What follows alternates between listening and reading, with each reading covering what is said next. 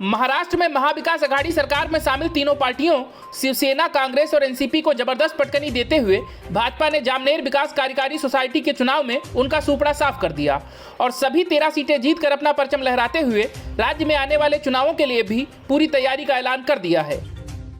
दरअसल 16 अप्रैल को कोल्हापुर उत्तर विधानसभा सीट के उपचुनाव में एनसीपी शिवसेना समर्थित कांग्रेस की उम्मीदवार आरती जाधव ने जीत दर्ज की थी।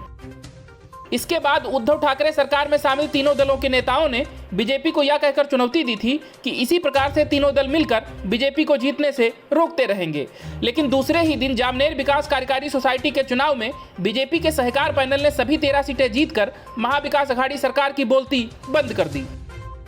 खास बात यह है कि जामनेर सोसाइटी के चुनाव में एमवीए गठबंधन में शामिल दलों में से कांग्रेस और प्रहार ने एनसीपी, शिवसेना और कांग्रेस के शेतकरी पैनल के खिलाफ जाकर बीजेपी के सहकार पैनल से चुनाव लड़ा और जीता भी। कद्दावर भाजपा नेता और पूर्व मंत्री गिरीश महाजन के नेतृत्व में बने सहकार पैनल में कांग्रेस से आए डॉक्टर स्नेहा, गीता लोखंडे, शंकर राजपूत और प्रहार संगठन के प्रदीप गायके ने शानदार जीत हासिल की। हालांकि इस प्रतिष्ठित सोसाइटी चुनाव में शरद पवार की पार्टी एनसीपी के बड़े नेता संजय गरुड़ ने महागठबंधन का पैनल शेतकरी खड़ा किया था, लेकिन उनके उम्मीदवारों को 50 से 100 वोटों के अंतर से हार का मुंह देखना पड़ा।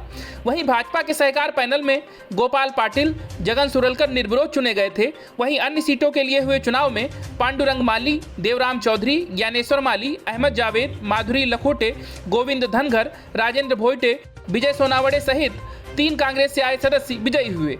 हालांकि सहकार क्षेत्र में संसदीय चुनाव की तरह पार्टी चिन्ह पर चुनाव नहीं लड़ा जाता, लेकिन जो पैनल खड़े किए जाते हैं वो पार्टी समर्थित होते हैं।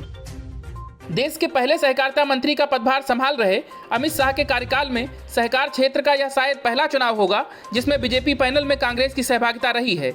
वैसे पूर्व मंत्री गिरीश महाजन चाहते तो सभी 13 सीटों पर बीजेपी के कार्यकर्ताओं को उम्मीदवारी देकर क्लीन स्वीप कर सकते थे, लेकिन उन्होंने ऐसा नहीं किया और आने वाले दिनों में राज्य में नए राजनीतिक प्रयोग की आधारशिला रख दी। वहीं आने वाले दिनों में राज्य में जिला परिषद पंचायत समिति के आम चुनाव होने हैं, जिसमें जामनेर सहकार क्षेत्र में हासिल की गई इस जीत और नए प्रयोग का फायदा भाजपा को मिल सकता है। Bureau news of India.